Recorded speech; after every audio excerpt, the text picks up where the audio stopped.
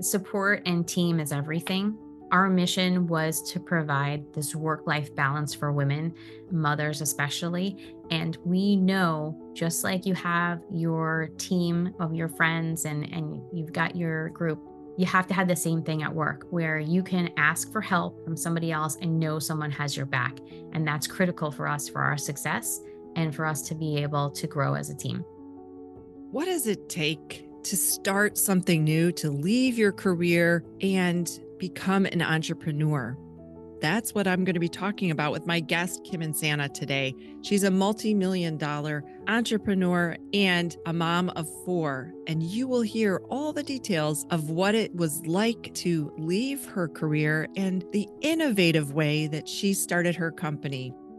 I'm Natalie Benamou, the host of this show, Women Leaders on the Move, where I bring you interesting ideas and insights to help you with all phases of your career as a senior leader and as an entrepreneur. I'm also the founder of HerCsuite, a powerful network community where we help women meet, engage, and thrive in masterminds, board retreats, and women conferences. Check it out at hercsuite.com.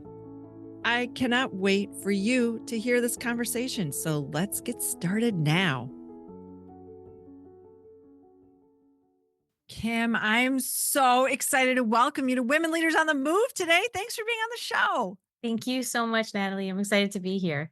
I cannot wait for our listeners to hear your story because I think it is not only, it is unique and not unique. And so I think there's a blend there. And I really want them to learn about you and what's bringing us to this moment today, because I think you've got an interesting story to tell. Thank you. Yes. So tell us a little bit about your business and how you were working in corporate, and then how did you start this amazing, successful business? Because it's really unique. I think when our listeners hear how you did it, it's a unique twist on how people get started. So I started in advertising. I had actually an after school job in radio because I went to high school in the city. So I got a job in radio and I was selling right out of college. I was probably one of the younger managers at the time because I had been doing it for so long.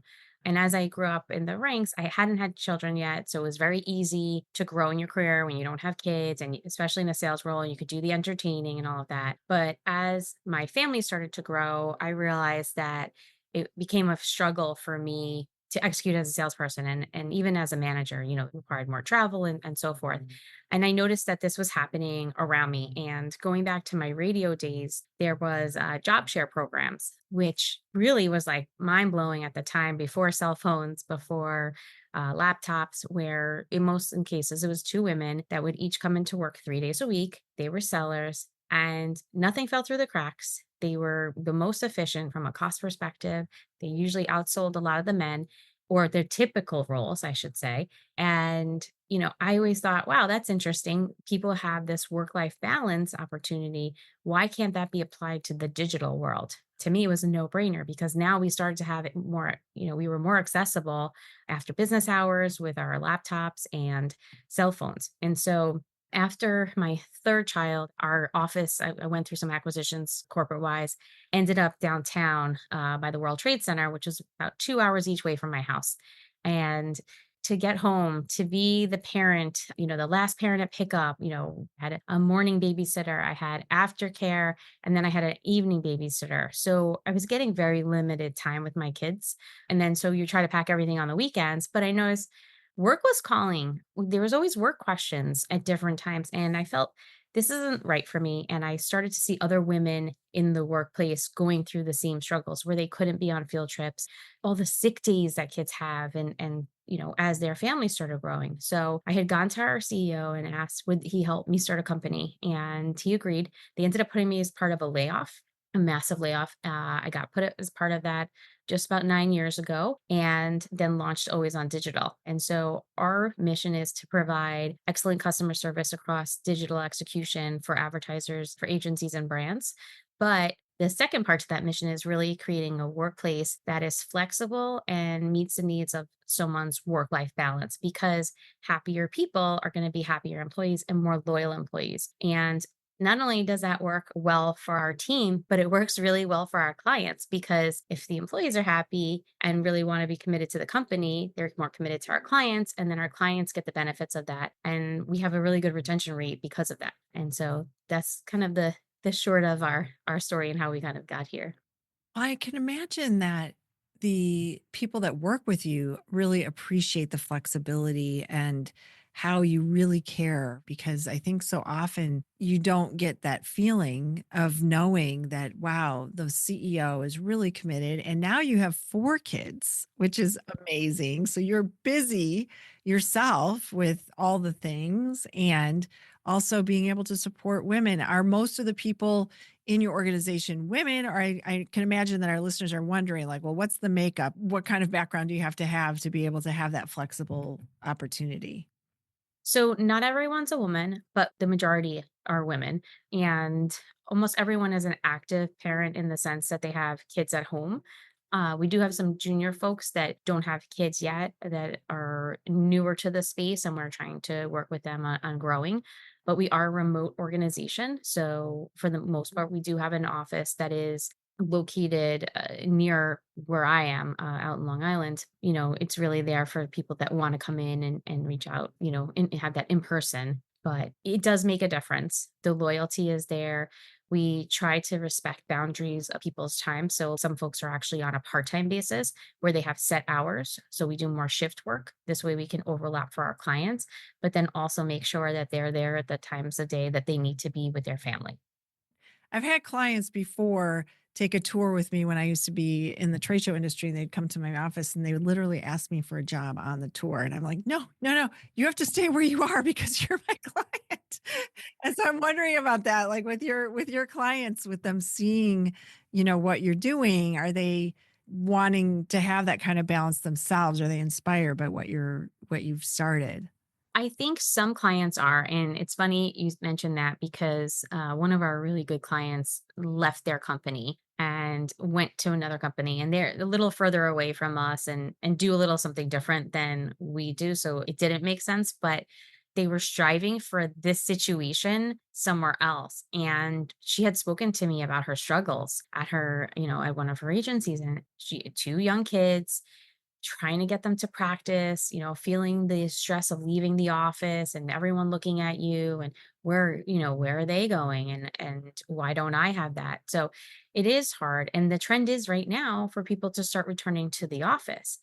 And I'm a big believer of being in person as much as you can. I am, because I do think things happen and ideas happen, and just communication sometimes we misinterpret, written communication. So it is good to have that in person, and I think people look for it. We've been doing this for 9 years. So for us, our team actually asked for the office. They wanted to get together more because we had been at like 6 years of working from home, and it's like, well, can we get together a little more and have more of that? So as I see, a lot of the internet is memes on the return to office situations, but some of it's not funny because there are places that don't have desks for people and they're expecting them to come back and they're working on a ping pong table. And I just feel like there is definitely a balance there. It doesn't have to be all or nothing. And if you want people to come back, you have to respect one, they're coming off, years of working from home and your clothing and the cost of transportation. There's so many things that you're adding to their plate. It can't just be like, this is the mandate and here we're at, and expect everybody just to jump into it. And so, I do feel for our clients or even people that are in the same space that are experiencing that right now because it's tough. And now that once one company says return to office, then the others feel like, okay, we can do this too. And from a corporate standpoint, I understand there's paying for that space as well. And they've committed to contracts for multi years to pay for the space that no one's using. So it is about everyone kind of having a balance, but communicating as well with each other to understand where everyone is. Yeah, when you said earlier about the team wanting to get together, my last company before starting her C-suite, I was in the trade show industry and I started from me to building out a team of 19 people in a 33,000 square foot facility. And when we were like 1 to 5, like building out the team, we were working from home and this was before COVID. And we would go to those co-working spaces like once in a while, and like everyone would sit at this table, and we were just so grateful to be together, and it was this energy, and it was like, oh, we have to figure this out. And so eventually we got a space, and then we got this, big facility. So I understand, especially in creative, when you are together in creative, the ideation that you're creating is so important, and that energy, and people are just loving it, right? I mean, I think it has to be really meaningful for them too. Absolutely. And the more junior folks, it's really hard for. You're fresh out of college and you haven't had the experience of a workplace, and you have to experience terrible bosses, I think, to know how to be a good leader and have those feelings and emotions and go through that. And so, we're almost robbing them in some ways of this by not having it at all. And that's where I feel like there has to be, or there could be a healthy balance.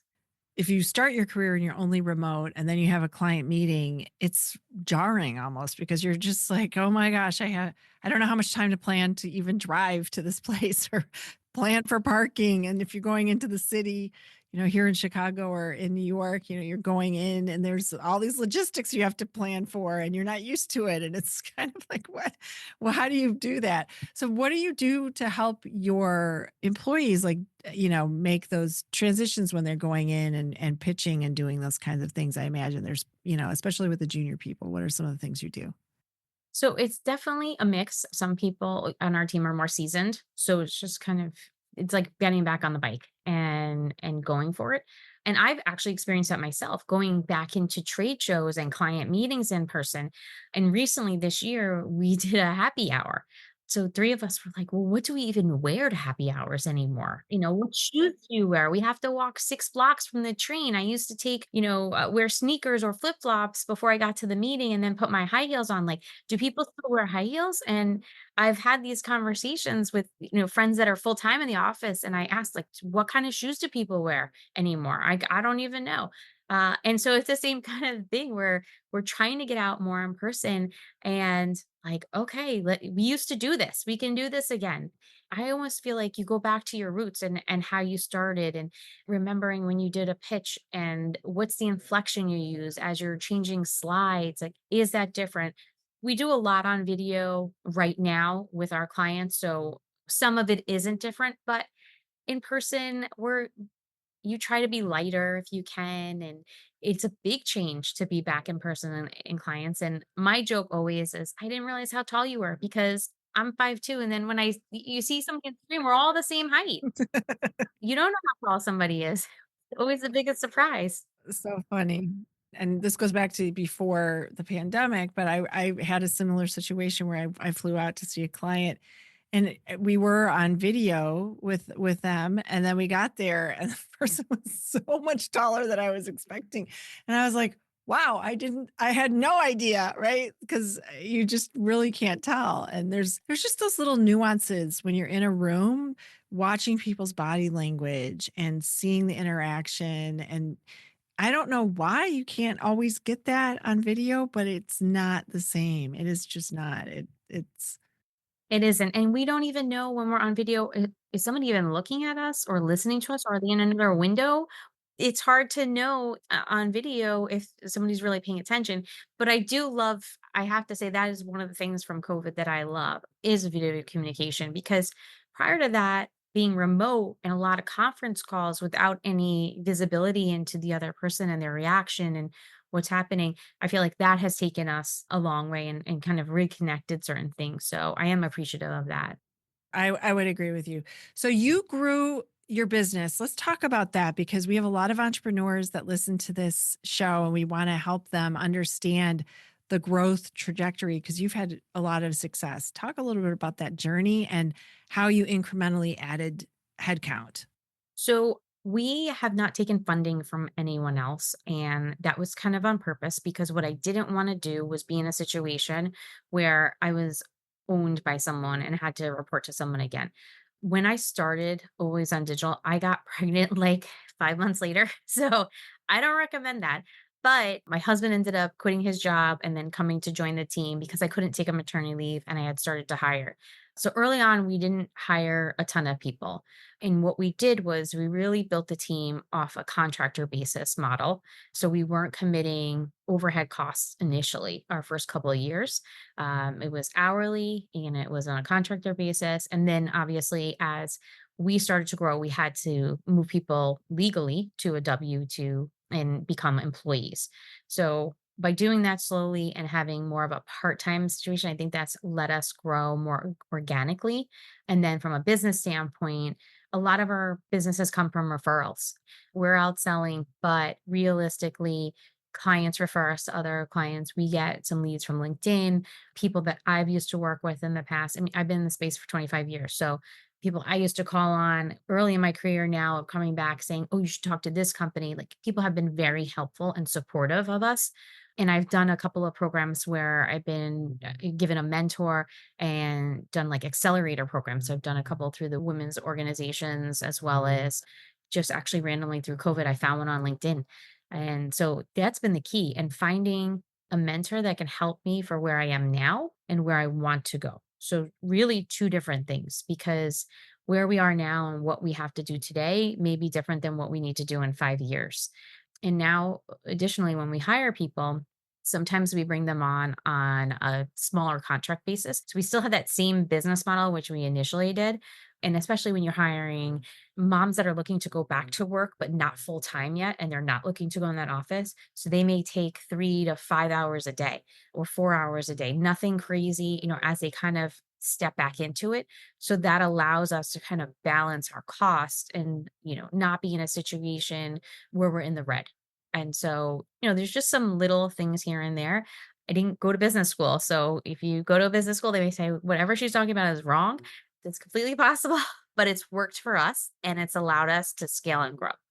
My background is sales, and although I did go to business school, I would say that I didn't rely so much on it. I did it because I thought it was going to help me understand my clients better, to be honest, because I was working for a smaller company and I didn't understand the landscape of what happens in corporations and how are decisions made. And that was really how I used it. But I understand, that incremental is really the way to go. How many people do you have now working on your team? So we have 12 right now, and we actually have 4 job recs out. This year has been a little bit more explosive, which is great. And we're trying to prepare as we have some big pieces of business potentially coming down the pipe to, be able to handle that. One of the things is that I learned, and I don't know if you experience this as well, but when you announce that you started a business, especially when you announce that you started a business that's work from home and all these great people that were at our old company, you now work here too, everybody's calling. People look for jobs, do you have anything for me? Or I know somebody who's in this situation. Can you help them? So we do get a lot of referrals for employees as well, which is good. And I joked with you pre-call, like I prey on moms. So I see on Facebook you had your second kid and like you don't want to go back to an office. This is much better. Which to be honest, someone on our team who joined just at the end of summer, her youngest is a year and a half. So she just started putting her in daycare. And I keep saying, like, I understand you only want to, 4 hours a day, but when you're ready for full time, like, come here first. Don't go looking at, one of those full time jobs. And she's like, this is the best job I've ever had. I will absolutely take more hours here before I even look anywhere else. And that's the environment that we want to create. We want to make it where people don't want to leave. You want to be an environment that people want to work with you and it's a team at the end of the day. So we are, hoping to really double down on what we're doing this year for next year. And we know that comes with hiring a lot more and getting bigger. And the scary part of that is, as you know, as you grow, keeping your product the same and being able to, expand but not lose your quality. What are some of the things as you're looking forward, as you're transitioning into that growth mindset that you're really excited about? What are things that you can't wait to start or try? I'm really excited for the joint celebration of it. I want to be somewhere with everyone saying, look what we did this year. And we could have only done it because we were together.